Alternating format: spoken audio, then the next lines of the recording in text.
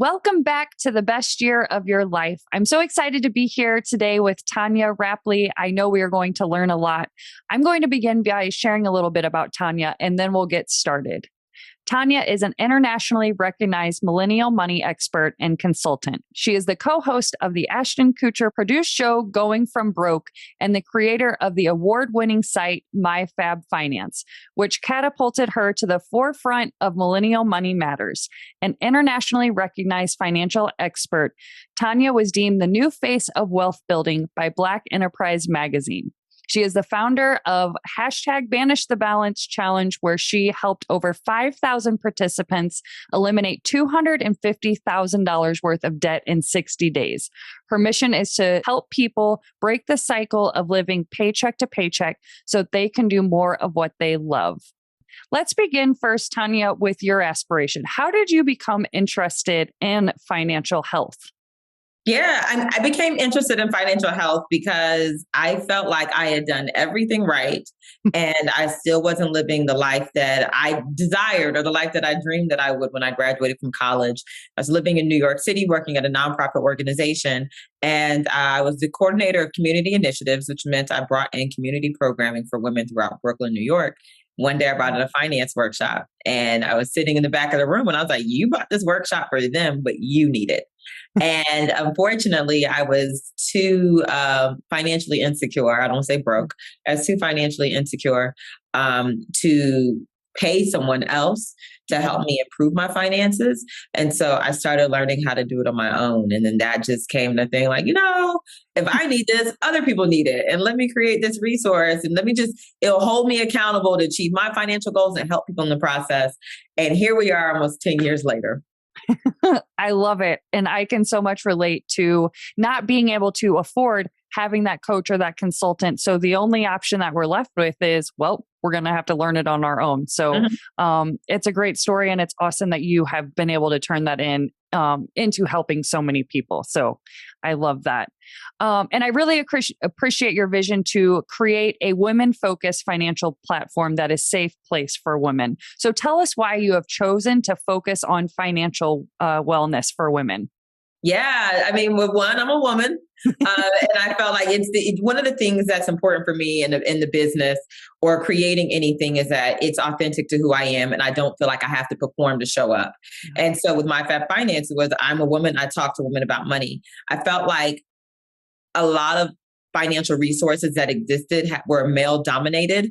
Or, there was Susie Orman, but when you turn on the news or CNBC, it was mostly men dominating that conversation. And it came to a point where women, oftentimes, if they were in spaces to learn about finances and there were men in the room, men would kind of start mansplaining things, or women would be intimidated and wouldn't want to ask questions and truly take advantage of the resource. So I wanted to create a safe space for women to talk about money, but also for women to relate to money in a way that resonates with them. So there are things that are feminine when it comes to money. And I don't want to get into, like gender specifics and everything, but there are some things that are seen as feminine as it relates to money, talking about hair, nails, clothing, handbags, just certain things that women tend to enjoy that I wanted to approach finance from the perspective that takes all of that into consideration. A man who doesn't have like a manicure or pedicure need, or doesn't want to get his eyebrows threaded or eyebrows arched or these other things is not going to understand why I want those things in my budget and how I can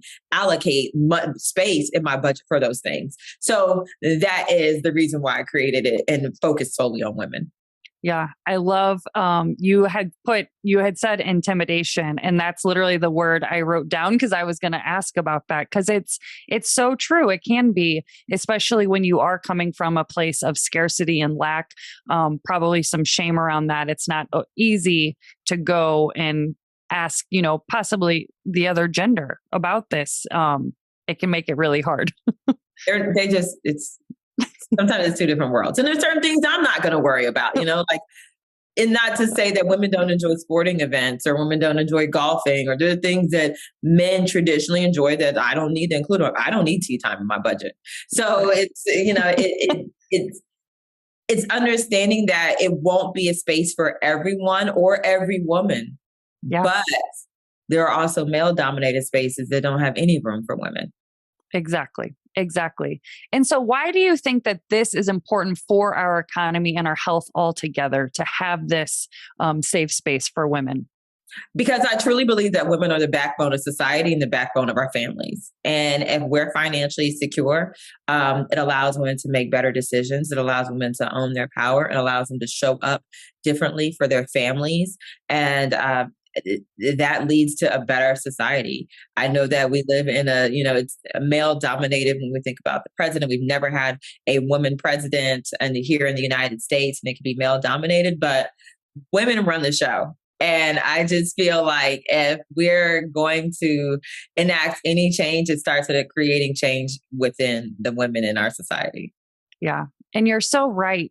Just having that financial security that you provide for yourself really does give women it just makes them feel more confident that if they had to survive on their own, that they would be okay by themselves.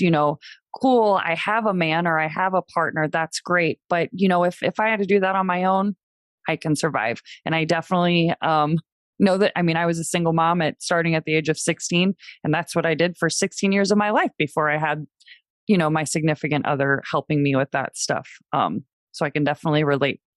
Yeah.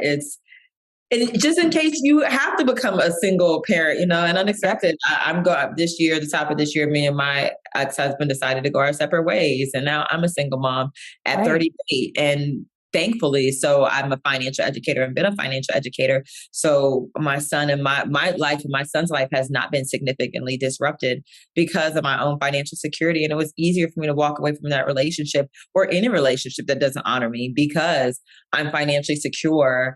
And I don't necessarily need a partner. I want a partner. It's helpful. It's great. But I'm not in a position where I need one or have to be with one in a way that compromises my honor.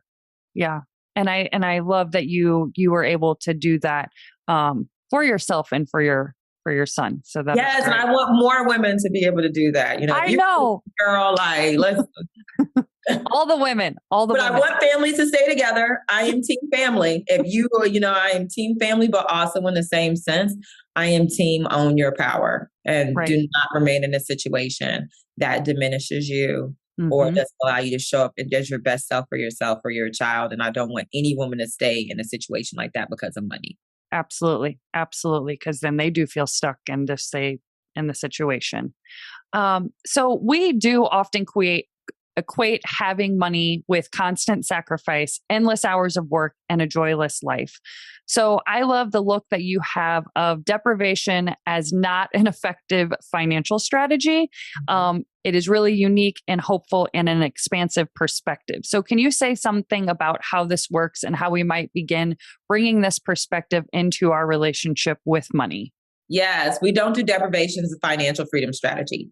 We prioritize and we decide what makes the most sense based on what our current goals are. And we also understand that not now doesn't mean not ever. So I remember when I started my financial journey, one of the things I love is getting my nails done. They're done now. But when I first started, one of the things I realized was that I was spending about $2,000 a year on manicures and pedicures. And I was like, I don't have any money in savings. So we have to shift this. So I started doing my own nails. My nails were still done. I was doing my own manicures and pedicures, had my little bath bin and everything else and doing my own. But I had to decide okay, what's the most important thing right now? I'm not going to deprive myself of this enjoyment. Bought a gel nail kit and was doing my own nails. I'm not going to deprive myself of this, but I'm also going to make sure I'm achieving my financial goals. But once I achieve my financial goals, we're going to add it back to the mix. Also, for example, when I was starting my Fab Finance, when I decided I wanted to go full time and I had to save more money so I could quit my job, I didn't travel for a year. I did not travel internationally for an entire year. I love traveling, but it's not deprivation. It's just understanding what my financial priorities are. Understanding not now doesn't mean not ever. Yeah. As soon as I was able to quit my job, next month I took a trip to Cartagena, Colombia. And so it's just to say, we're not saying you can't ever do it. And we're not saying you can't do things that you enjoy. I think that sometimes when it comes to financial education, you're like, you can't get your coffee. You can't do this. You can't do that. You have to eat out every single day. You have to do this. You have to do this. And it's give them a little bit of joy. Let's figure out what makes sense and what we can afford to do. And then let's cut everything else out for now and then figure out how we can get back to balancing what we enjoy versus what we need to do as it relates to our money. Sometimes that means creating a surplus. I believe sometimes it does take more money to achieve your financial goals. I know other people are like budget, budget, budget, budget, budget, but it gets to the point where you realize you have an income issue. Yeah. And actually, you need to find a way to bring in more money so that you can do more of what you want and achieve your financial goals. So rather than being restrictive, let's figure out how we can be expansive and invite more in so that you can do more of what you want. Yeah, I totally am on board with that. I just, the restriction would be hard for me. Not saying I can't budget, because there are some things that like I enjoy doing, like, oh, I got this shirt on sale, and then my girlfriend will like compliment it, and I'm like, girl, that was $5. Thank you. That is a deal. But I just love the idea around not having deprivation, because there are some things as simple as, I know a mom that lost her son to cancer a couple years back, and her morning coffee at Starbucks is the thing that physically gets her out of bed every day to get out, and those things, if they were taken away from her, would maybe affect her mental health. And so I love what you said about just not taking, there's got to be some joy somewhere. We can't just take out everything and just sit here and be like, okay, that would be miserable. Absolutely. Yeah. So how can our relationship with money become an actual feel-good adventure and not so stressful and looked at as a bad thing? Yes. I mean, like I said, finding ways to bring in more, I think, allows you to relax a little bit, because you don't feel like, and finding ways to bring in more looks different for everyone. I mean, we are living in a digital society where you can make extra money from your home without leaving your house. You can make extra money doing small things. You can make extra money driving Uber or Lyft, or you can make delivering food.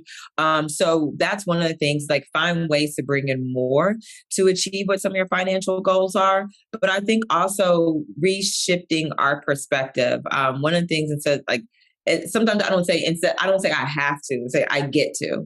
So an example is when me and my husband were going through divorce, I was in the middle of my first real estate investment project. And so we got to the point where that mortgage was due. And at first I was like, oh my God, I have to pay this mortgage. And now it's like, no, I get to pay this mortgage on an investment property that's creating an asset for my son and I. So like looking at as like, these are, I get to pay my rent. We have a roof over our head, and I have a chance to do that. And say, giving gratitude when you are able to do it, reflecting on times when you weren't able to. I know for me, it's like I give gratitude for even the smallest things. I give gratitude getting in my car, because I remember when I wanted that car. I give gratitude when I walk into my house, because I remember when I questioned if I'd ever be able to buy a house as a full-time entrepreneur. So giving gratitude is really helpful when you're on the journey and on the process, and understanding that you get to make better financial choices. You don't necessarily, especially if you're not in a place where you have to, but even if you have to, you could say like, it's a shift in perspective. Like I'm really thankful that now I have the awareness to make better financial decisions so that I can get closer to my financial goals. And I would say another thing that's helpful is giving your goals like a name, a persona, a personality, or something. So when I was going to leave my job, I named my savings account my get the F out of here fund. And so like anytime I put money in there, I was like, girl, get the F out of here. Like put that money in there. And I realized that instead of investing in someone else's future and goals by buying things at the store, which someone's behind that company that created that store, instead of buying things and supporting their goals and vision, I was putting money in this savings account and supporting my goal and vision of becoming self-employed. So I would also say like rename them if you have to, so that you get excited about it. Yeah. Oh, that is super empowering. Something that I know, because I have plenty of money, my own like money stories that I've had since I've been a little girl. And I heard, and I know you have probably heard this, that gratitude is the biggest, like one of the quickest ways to receive abundance, because when we are in a negative state and when we are always operating out of lack, it's possible that we are actually pushing the money energy away. Yeah, I mean, gratitude, like expressing gratitude invites more reasons to exhibit gratitude. It gives you more to be thankful for. There's a book that I love. I actually have it on my desk. It's called Think and Grow Rich. But if there's anyone who is kind of struggling with thinking about like exhibiting gratitude in her life, this book is really good because it has little exercises and activities in it that you Yeah. can utilize to be more grateful and be more mindful and attract more. I know that we don't want to get like heady and feel spiritual and philosophical as it relates to money, but money is energy. And I've also made it a practice of when somebody gives me or somebody offers to do something for me or someone offers, right now I have someone working in my one of my rental properties, and he was like, I'm going to go ahead and cover this. You need this part, but I'm going to cover it. In the spirit of gratitude, thank you so much. And so like, no, no, no, no, no, I got it. Thank you for offering to cover that. Thank you. I received that. I really Yeah. appreciate that gesture. So opening yourself up to receive allows you to receive more. When you say, no, I don't want these things, you close your fist off to it and you close your energy off to just allow it to flow. Yeah. Oh, that's such a great point. That's such a great point.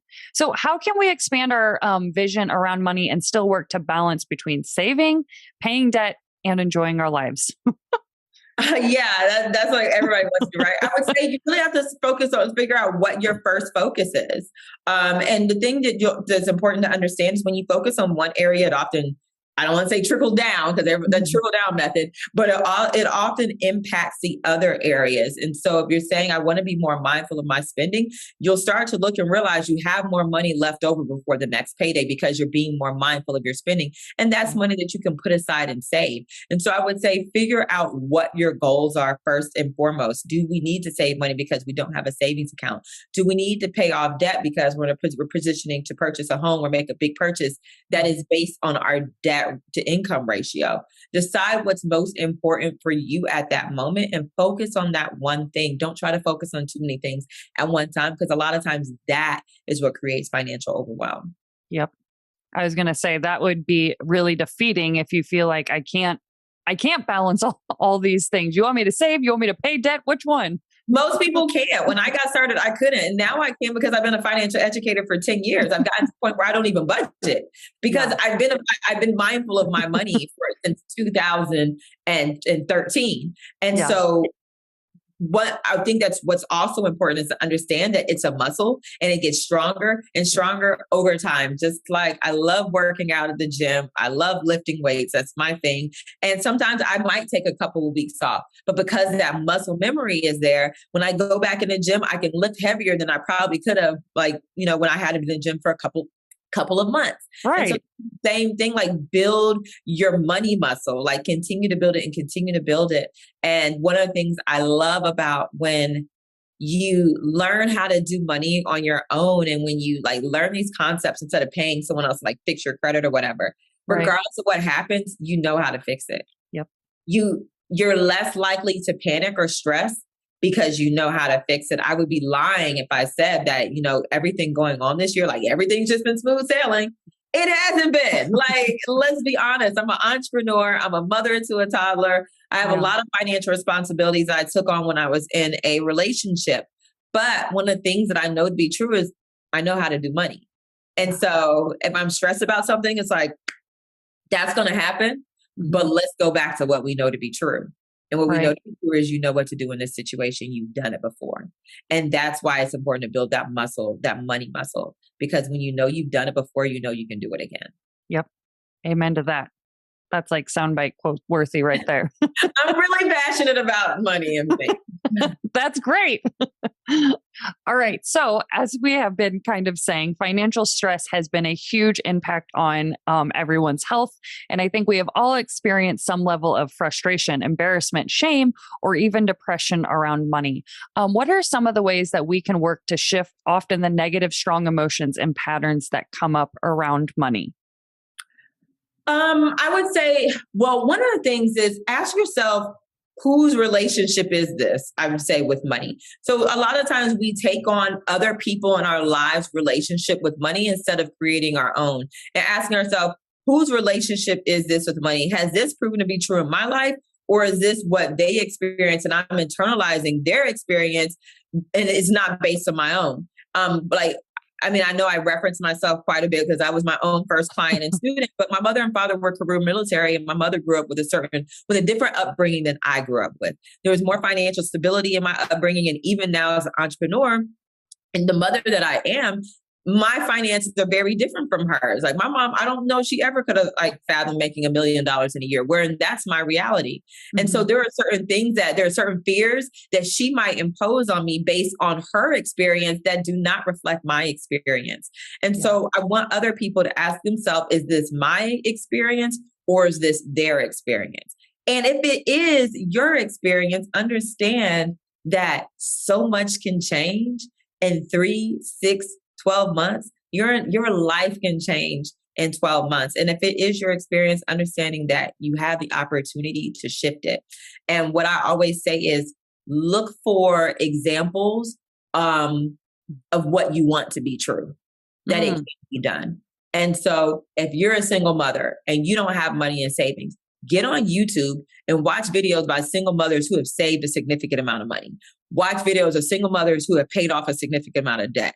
Look for examples on your Instagram feed. Start curating your Instagram feed to be reflective of what you want to be true.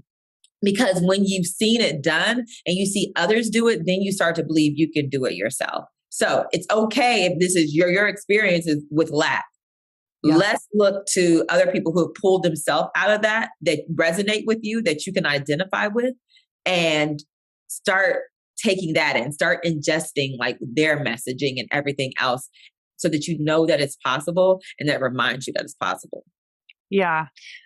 The thing about like money stories, you talking about you and your mom's experience is so true, because I'm 37, so we're practically the same age. And for the longest time, I didn't even realize I had a money story. And my money story was, you have to work basically your butt off. That's the only way that you could ever make money.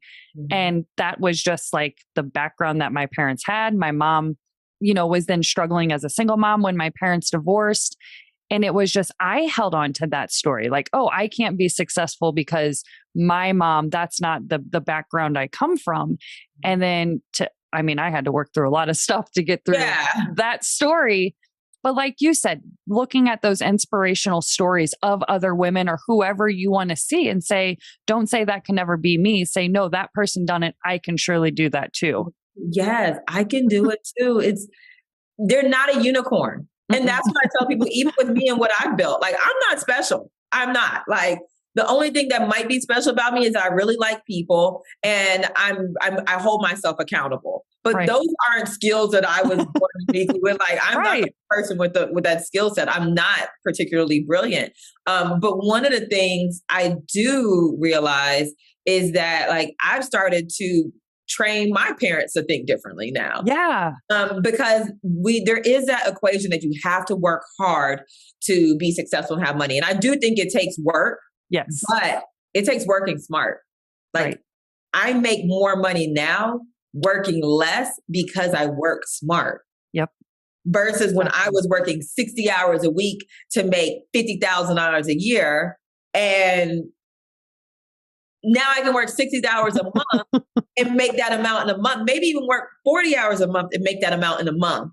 When it's taking a year to do that. So it's just like, it's about working smart, and it's about optimizing what you have available to you, optimizing the information you have available, optimizing the resources. If anybody is watching this, they have privilege, because you have access to information that people in certain parts of the world do not have access to. So it's like, leverage your privilege and work wisely with it. Yeah, I love it. How can we face our financial baggage and make change for the better so that stress and shame aren't part of our money story going forward? Yeah, I would say start peeling the onion back. You don't got to cut it open, but peel it back, like piece by piece, open mail by mail. Like, all right, I'm ready to tackle this.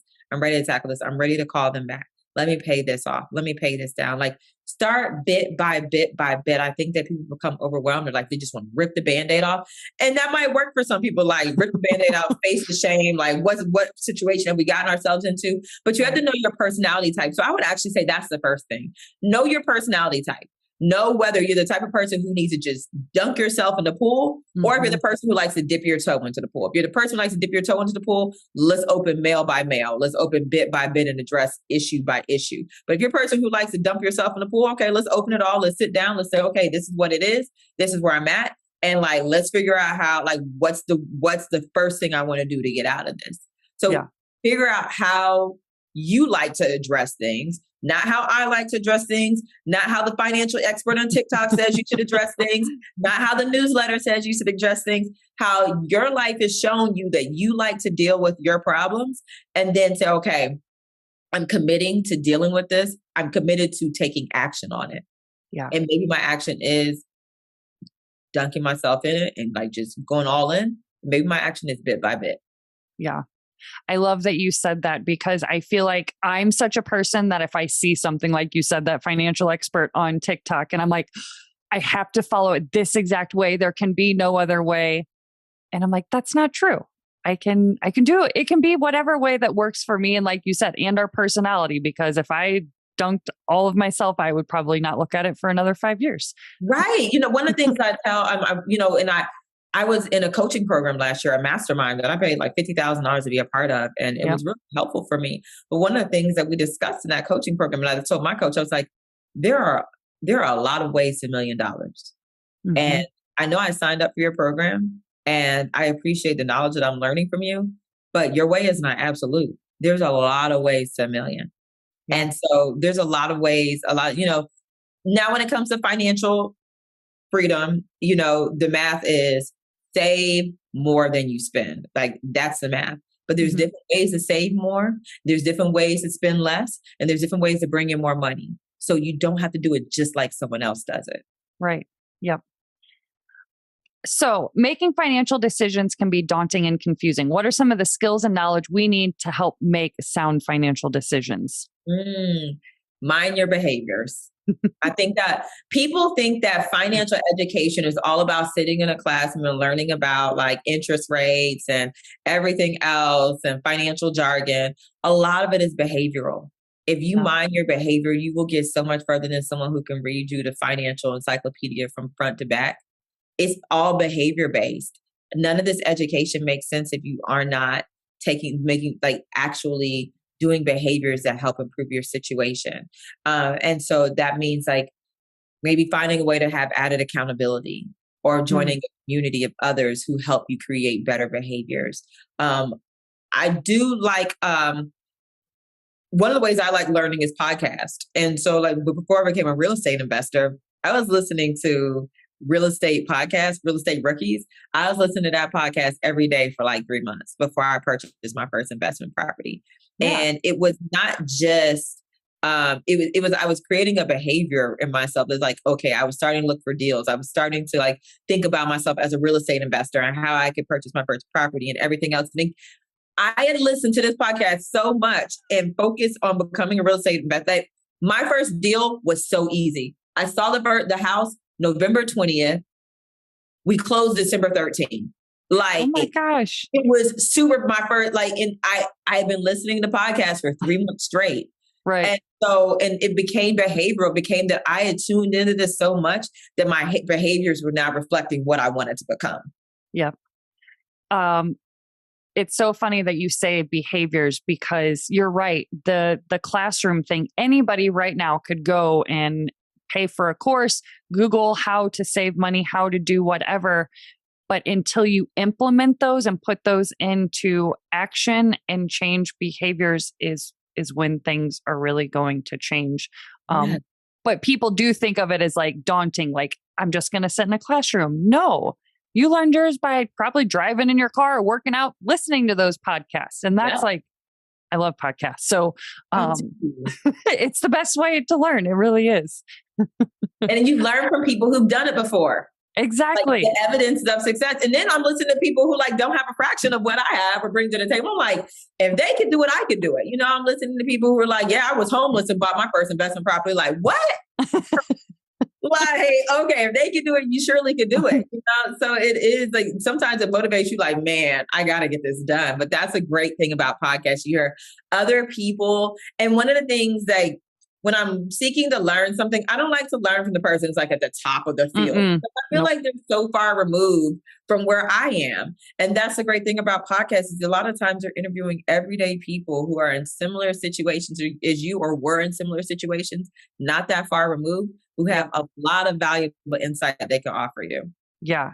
That's exactly how I feel. I'm like, it can't be the top of the person that has $5,000 million right now. They have to be somewhere where like, I've been doing this for a couple years, bought my first blah, blah, blah. And I'm like, okay, now I see myself in you. Like, cool. Yes. I believe that. I believe that. Yes, it gets to the point where you become detached, and that's just natural. Like, I don't manage my finance social media anymore. Yeah. When I first was building it, I was game on. I could talk to you about social media strategy all day, but I've gotten to the point in the business where I don't manage it anymore. And like now, I'm like, don't ask me. I don't know what Instagram is doing. I just know that stuff is like they want me to dance in videos now. Right. But it's just like so. It is important to go to that person who's like not too far ahead, but just far enough along where they can give you important things that you can implement now. And that's the beauty of podcast, especially as it relates to finance. Yep, exactly.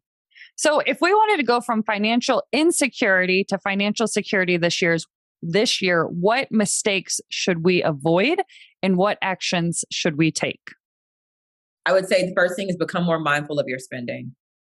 Check your bank account balance daily to see how much you spent the day before. So that if you need to rein it in, you can. I would say also committing to learning something about money every week. So that's listening to a financially focused podcast or whatever it may be, and committing to doing something you're proud of with your money. Like, and it doesn't have to be anything major. It could be, you know what? I wanted to eat out last night and I cooked dinner at home tonight. Or, you know what? I was in the store and I put these things back and walked out instead of charging them on my credit card. Or I waited until the next pay period and purchased this thing instead of putting it on a credit card. So I would say that's the third thing. It's like focus on doing things that you're proud of with your money. Yeah, I love it. What are some financial mistakes that people make when it does come to creating financial security? I would say focusing on other people's goals instead of their own financial goals or needs. So because this person or this Instagram video said I need to do this, I'm focusing on this. And it's like, girl, we don't even have money in savings. Like, you're creating an investment strategy, which I think everybody should invest, but we don't even have money in savings. And so I think that's one of the mistakes, is not taking stock of where you are financially and working towards where you are to get yourself where you want to be or where you need to be. So I would definitely say that it's like focusing on the wrong areas and focusing on it because it's like sexy or it impresses other people without understanding, like, sometimes you got to do the gritty stuff in order to get to the glory when it comes to your finances. So I would say that's one of the biggest mistakes. I would say the other one is like not automating where you can. I don't think you should automate everything. I like to I like to log on and pay my mortgage every month. Like, I like to log on and do certain things. But I realized what I did need to automate was credit card payments, because I have businesses, I have business credit, I have my own personal credit, and I was missing credit card payments because I was getting confused, or I would forget, or I'd see it and I'm like, you know what, pay that. Or I look at a calendar and I start doing something else. So for me, I had to start automating it because I was spending money in late fees. So automate what makes sense. I'm not the person who's going to tell everyone to automate everything, though, because when you're financially insecure, you don't know what it's going to look like from week to week to week. So automate what you can, even if that's like using something like Digit to automate your savings deposits, or like automatically transferring a little bit of money to your savings, and then build your way up. It took me a while to be comfortable automating multiple things. And so, but automate what you can for right now. Yeah. It's funny, like when you talk about these practices, it really is like any other goals that you have. Like if you had like a fitness goal, it's like your goals can't look the same as that person over there, where you guys have completely different body builds or whatever it may be. And you're wanting to gain muscle. That person's wanting to lose weight, but you're following that plan to lose weight. When you're wanting to gain muscle, you're not going to get to the goal. Some people are doing that. And some people are doing that. Like when I was looking for a personal trainer, or when I look for Instagram accounts to follow that are like fitness motivation, I look at their before and after pictures. If her goal was to lose weight, then she's not my person, because I'm a naturally lean person. I seek to gain muscle and gain weight. So like it's just, like you said, it's the same with your finances. Like for me, I'm not an early bird. I am not waking up at 6 o'clock to work out. I am not. But what works for me is when I drop my son off at school at 8:30, I go to the gym directly after that. I've asked my assistant, don't book anything before 11:30, so that from 9:30 or 9 o'clock to 11:30, I have time to go to the gym, shower, and everything else.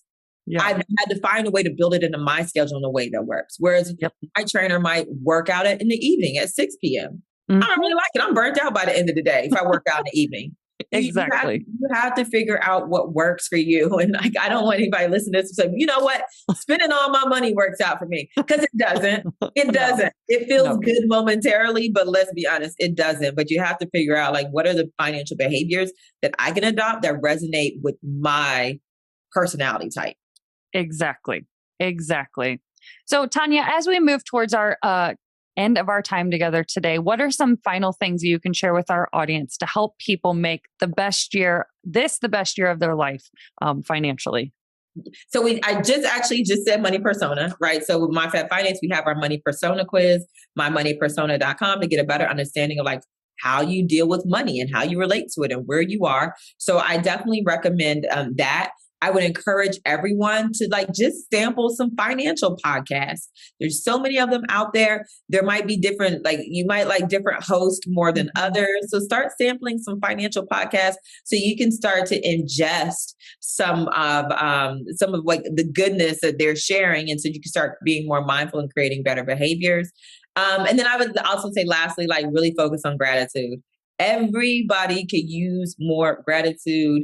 Like even the most grateful person sometimes can use it. So one of that book that I mentioned, Think and Grow Rich. I don't get a kickback on this. I don't know the author, but I do know for people who are like really looking to add more gratitude or figure out how to add it into your life as it relates to finance. That's a good starting point. I love it. How can people find out more about you and your work? Yeah, so I've already let the cat out of the bag. I don't manage the My Fab Finance Instagram, but I have an amazing social media manager, Kristen. We work very closely together. So My Fab Finance on Instagram, we share a lot of financial information. We're kind of bucking against the algorithm. We share as we desire, not as the algorithm says we should. But My Fab Finance on Instagram, and then the website, myfabfinance.com. Perfect. Well, Tanya, I'm grateful for you today for sharing all your wealth of knowledge and for showing up today to help us have the best year of our lives. Yes, I want people to say, you know what? I had the best year of my life. Like, good for you. Exactly.